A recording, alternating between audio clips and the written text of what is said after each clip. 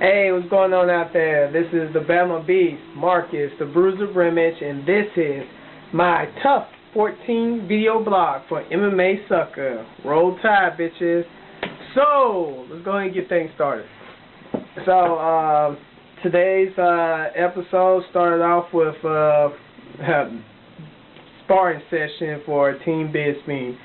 And Bisbee, of course, says 60%. So 6%, that's kind of hard to judge. So, you know, I was always taught growing up in my MMA facility back home that you go as hard as your training partners. So if your training partners go nice and soft, you go nice and soft. But your training partner drill you, you drill them back. And that's just how I was taught. So me and Kira are kind of going at it. And then Kira kind of, you know, zaps me, you know. Kind of lets me know who's dad. So I was like, I ain't no bitch. So I zap Kira back, and me and Kira, we just start, you know, we start a little brawl. We start a little brawl in there, and it was all mutual respect because, you know, Kira knew that he zapped me, and that was just it. You know, after our little sparring session, and then comes Diego.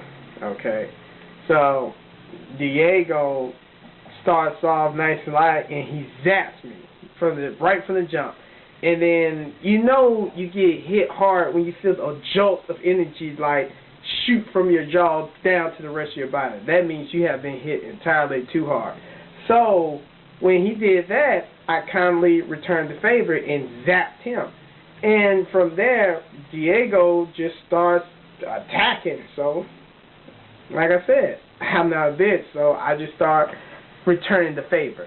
So again, Bisbee looks at us, you know, see us kind of slugging out a little bit. You know, he separates us, and you know, Diego bumps me, and I'm not even thinking about he's mad. I'm just thinking he bumped me like, good sparring session or whatever. It hasn't even registered in my mind that it's about to go down at all. You know, it just got real, and I don't even know because I'm just having fun. I'm just like, hey, whatever. And then all of a sudden, he's all mad at me. And, you know, they edited this part out of the Ultimate Fighter. But Diego came to me and said, Marcus, are you in this competition? And I said, no. And he said, well, I am. And if you keep hitting me like that, I'm gonna knock your ass out. And I was like, excuse me? And then he said, you heard me, motherfucker. I'm going to knock you out. You do that shit again. And then Bisbee tried to separate us then, and I told Bisbee, no, you let Diego talk, and you say nothing. Now it's my turn to talk, and I'm going to tell him what's up. And I just told Diego straight up, I'm nobody's fucking puncher bag. I don't care if I'm in this competition or not. You are not going to zap me and not expect to get zapped back. What's wrong with you? I don't play that, and you fucked up about yourself if you think different. So that's when you said, I'm going to knock you out. And I said, knock me out then, bitch. And then, you know, Bisbee separated us, and you know, I didn't want to have nothing to do with it. After that, I told Diego, hey man, love you, I wish you the best. I don't think we should spar anymore, because if we spar again and you talk about you're gonna kill me, I'm gonna fucking get pissed, you know. So just let's not even spar again. And you know, at Bisbee, you know, he was trying to talk to me afterwards, and he was all like, well, Marcus, you got to understand, Diego's emotional. I was like, Bisbee, fuck all that. Now, don't come at me telling me that I got to understand that this guy's emotional. No, okay? You expect everyone to act a certain way, okay? It don't matter. It don't matter what race. It don't matter what gender. Everybody needs to act a certain way, okay? So I don't want to hear about, oh, he's emotional because I don't give a fuck about all that, okay? He hit me hard. I hit him back hard. If you can dish it out, y'all be able to take it. That's all I'm saying. So I don't want to hear about, oh, he's emotional. And that kind of pissed me off because it was like making excuses for him. And I really didn't like that. I didn't like that personally. But, you know, whatever. We squashed it. You know, it's supposed to be done. You know, some more stuff happens later on, but I can't talk about it yet until the episode airs. So after we squashed it, they show Akira and his pranks.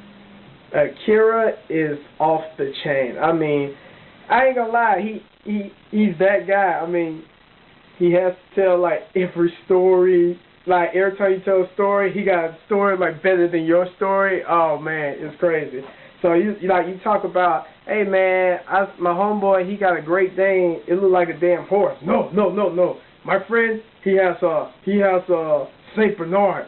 It looks like a bear. You know, he like top shows every time, but you know, he's actually a funny guy. You know, he has helped time go by fast. He has done that. So, you know, hats out to Akira. He is for sure an entertainer. And the pranks that he was playing was kind of funny. So, again, triple sack, Dustin Neese.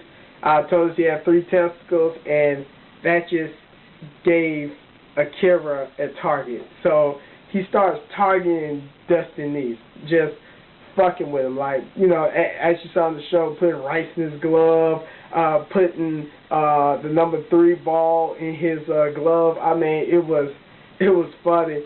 And then Dustin Neese decides to get revenge, and just pours the rice like all over his bed. Akira was so pissed during that time, but again, Akira, you dished it out. You gotta be able to take it. You know, that's all I'm saying. There's no point in dishing stuff out and you're not being able to take it. So it was funny on both hands. So like I said, Akira, you're an entertainer for sure. So the fight was between Fergie, a.k.a. Brokeback, and Johnny Bedford. So Johnny Bedford, he chose Ferguson because, you know, of the obvious height and reach advantage. Okay, so that was the rumor. That was the rumor going out from our secret mole, Dotson.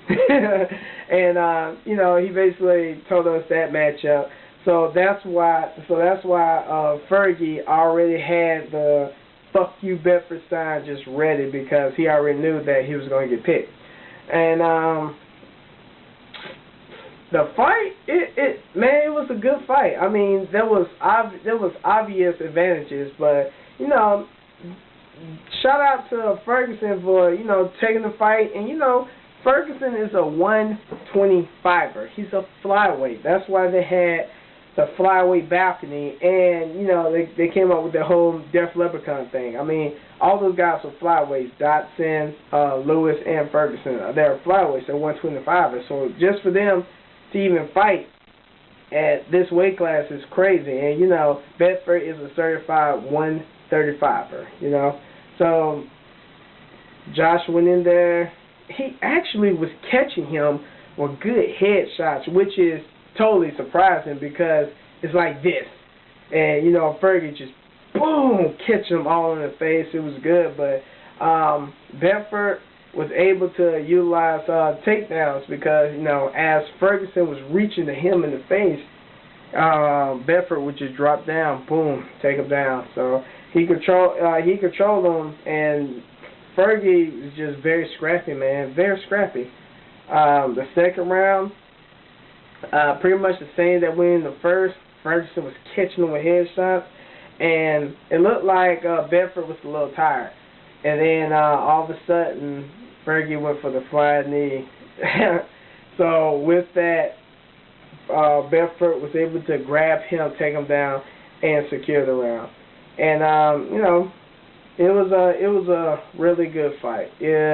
Hats out to both those guys, man. Both those guys did a good job. Bedford won. Good job, Bedford. Good job, Ferguson.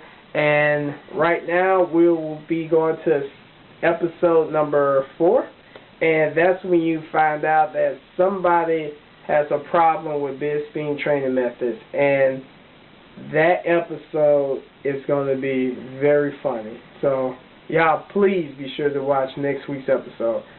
Once again, this is the Bama Beast, Marcus Brimage, giving you my TUF 14 video blog for episode number 3.